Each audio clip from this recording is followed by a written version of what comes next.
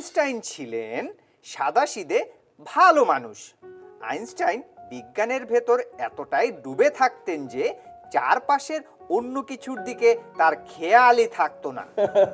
আইনস্টাইনের খ্যাতি তখন তুঙ্গে। সাংবাদিক, বিজ্ঞানী, ছাত্র, গবেষকেরা ভিড় করতেন তার বাসায়।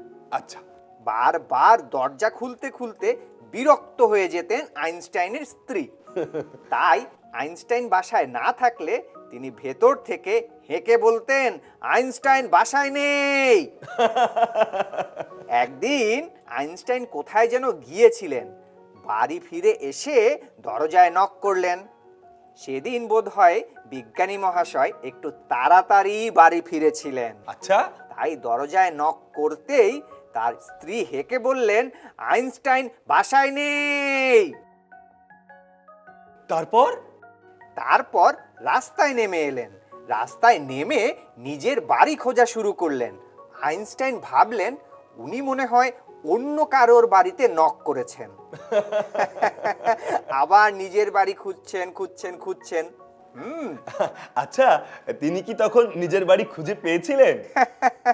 তা তো পাবেনই। একটু ভুলো মনের ছিলেন বলে হয়তো একটু দ্বিধা দ্বন্দ্বে পড়ে গিয়েছিলেন। তিনি তো একদম তোমার মতো সবকিছু ভুলে যায়। এই যেমন আজ তুমি কি নিয়ে গবেষণা করবে সেটাই ভুলে গিয়েছো। আচ্ছা, ঠিক আছে। আজ আমরা কোনো গবেষণাই করব না। তাহলে কি করব? পিকু, তুমি লক্ষ্য করেছো সবগুলো বুদবুদ কেমন গোলাকার হয়েছিল? কেন গোল হয়েছিল বলতে পারবে? হ্যাঁ, পারবো তো। পানির ফোঁটা যেহেতু গোল, বুদবুদও গোল হয়েছে। হ্যাঁ, তোমার উত্তর আংশিকভাবে ঠিক হয়েছে। আসল বিষয়টা হলো মূলত পৃষ্ঠতলের ক্ষেত্রফল বা মুক্ততলের ক্ষেত্রফল। আর এই পৃষ্ঠতল বা মুক্ততলের ক্ষেত্রফলের জন্য দায়ী হলো পৃষ্ঠটান বা সারফেস টেনশন। পৃষ্ঠটান বলতে কি বোঝায় সেটা তো জানো? হ্যাঁ জানি, পৃষ্ঠটান না মানে মনে করতে পারছি না, একটু মনে করিয়ে দাও না। আচ্ছা ঠিক আছে, আমি বলছি শোনো। পৃষ্ঠটান হলো পদার্থের একটি স্থিতিস্থাপক ধর্ম, যার জন্য পদার্থ তার সম্ভাব্য সর্বনিম্ন ক্ষেত্রফল বজায় রাখতে চায়।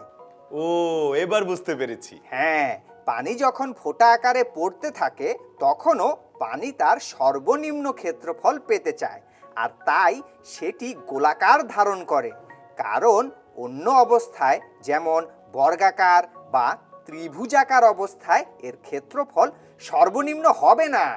তাহলে পৃষ্ঠটানের জন্যই সর্বনিম্ন ক্ষেত্রফল পেতে চায় পানি।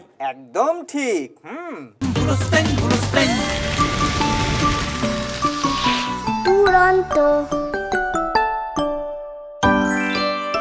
ফেসবুকে ফলো করো এবং ইউটিউবে সাবস্ক্রাইব করো দুরন্ত টিভি।